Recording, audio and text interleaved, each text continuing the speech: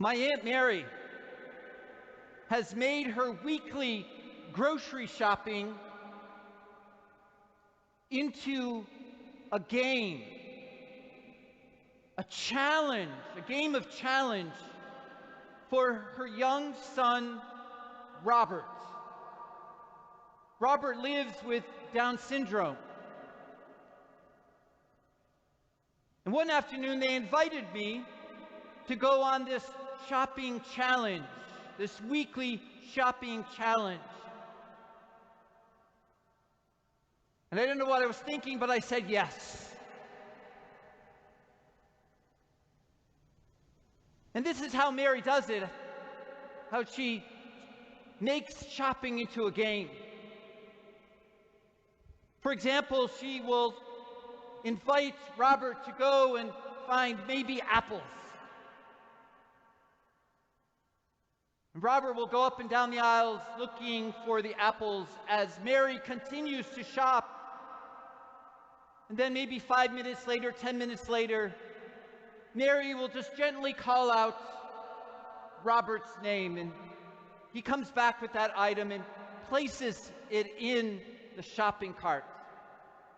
Makes the shopping experience a game of challenge for her son Robert living with Down. Well, that afternoon when I was shopping with them, at one point Mary, my Aunt Mary, asked Robert to go and find two items. The first was bran flakes for his father. I thought, well, that's way too much information. But he was to go to find bran flakes and then a big bag of spinach for dinner. Well, Robert ran off to find these two items, bran flakes and spinach. And I could kind of hear him going up and down every aisle in the grocery store. And then in maybe about 10 or 15 minutes, again, Mary just gently raised her voice. She says, "I'm here. Robert, I'm over here." And Robert quickly recognized her voice. And he came running back. And he came up to the cart and he had this big smile of accomplishment.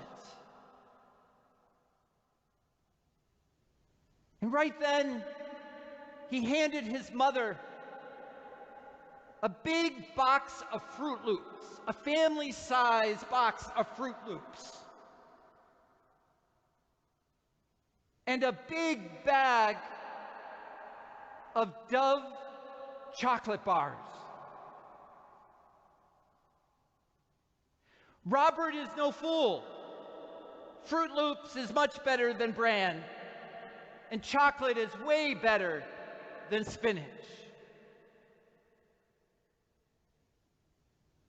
And at that moment, I just began to admire my Aunt Mary. And he even said to her, "I really admire your relationship with Robert and your patience." And Mary just looked at me and she just said, "Oh." She goes, "Robert and all my 8 children." She has 8 children. She should be canonized. She goes, "Robert and all my 8 children." She goes, "They're precious gifts of God." She goes, "I am honored to love them." Honored to love them. And I couldn't help but think at that moment that Robert must know that he is loved so profoundly and deeply, and how good that it is to be known and loved. And that is the heart of today's gospel of the Good Shepherd. Indeed, the Today's gospel of the Good Shepherd, of that image of Jesus as the gatekeeper of the sheep, is an image that conveys to us how our God sees us.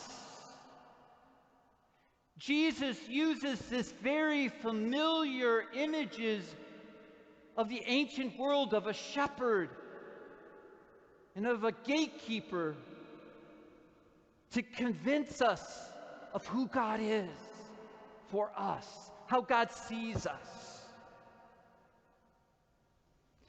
Indeed, in the ancient world, the most precious animal, the most precious possession a family could own were sheep. Not only a source of food and clothing,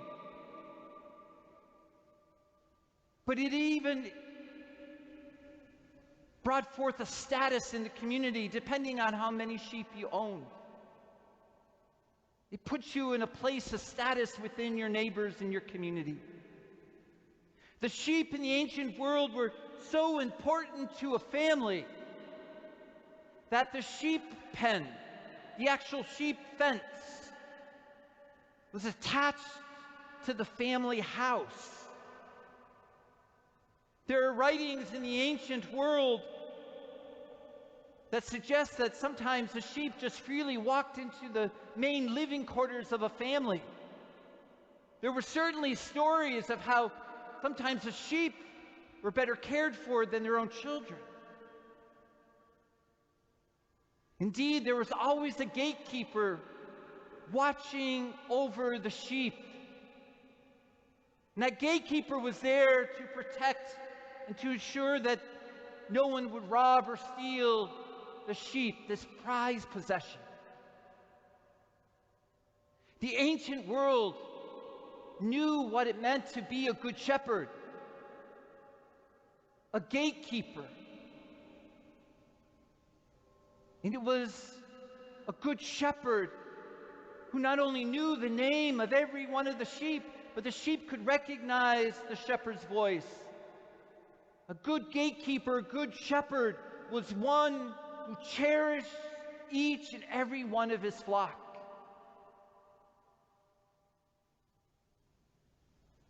So Jesus uses this image to beg the question to us this day. Do we see ourselves from God's perspective? Do you see a God who looks upon you with infinite love? Do you see a God who's watching over you, protecting you? Do you see a God who is cherishing you, even in the midst of our difficulties, even in the midst of our world? And brothers and sisters, I do know, I realize that just because we have a good shepherd, just because we have a good God, it is no guarantee that our lives will be free from troubles or bad times.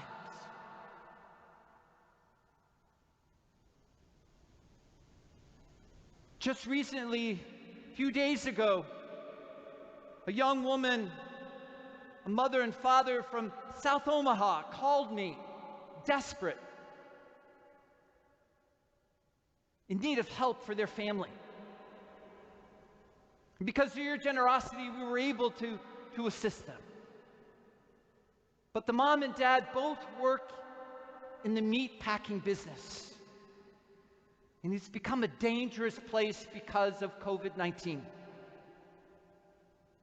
And she told me, she goes, everyone around me is getting sick. I'm worried. She says, I have to work because of my immigration status. There's no care package out there for me or for my family. And just then I just said to her, I said, you must be angry at a government who forces you to go to work but has no care about you. You must be angry at a community that hides you away because of your status, even though you're working on the front lines. It's heartbreaking. You must be angry at God. And just then, over the phone, she just said, "Oh no, I'm not angry." She goes, "Every time I'm at work, every time I begin to feel low," she says, "Father, I don't know what it is, but I just feel the presence of Jesus. I know God is with me." I thought, how profound. Because indeed, we don't believe in a God who makes all things better. We don't believe in a prosperity gospel. Just because you believe doesn't mean things are going to go always right for you. We don't believe in a God like that. But that woman, and even my Aunt Mary, taught me something today. That because of this good shepherd, because of this wonderful good shepherd, suffering and hardship, even isolation, well, they're no longer our enemy. They do not defeat us, and they do not define us. But because of this good shepherd, they can become encounters that brings us deeper into the very depth of God's presence. To a place where indeed we find who we are, where we are known by name, where we are protected, where we are cherished. Indeed, it is a place, that presence of God, that good shepherd who leads us into the very essence of God. This is a God who shares God's very life with us, which is that vital force that animates everything that we are. The promise of our good shepherd is not that suffering or hardship will be absent from our life. That's not the promise of our good shepherd today. The promise of our good shepherd is that we will have the fullness of life, that vital force that animates everything that we are. The good shepherd promises eternal life that not only happens at the very last moment when we take our last breath, but an eternal life that is begun at this moment, as God shares God's very essence and life with us. So the good shepherd, indeed we have one. And can we beg the question and open our lives to being known, loved, cherished, and always watched over with the greatest of care and tenderness?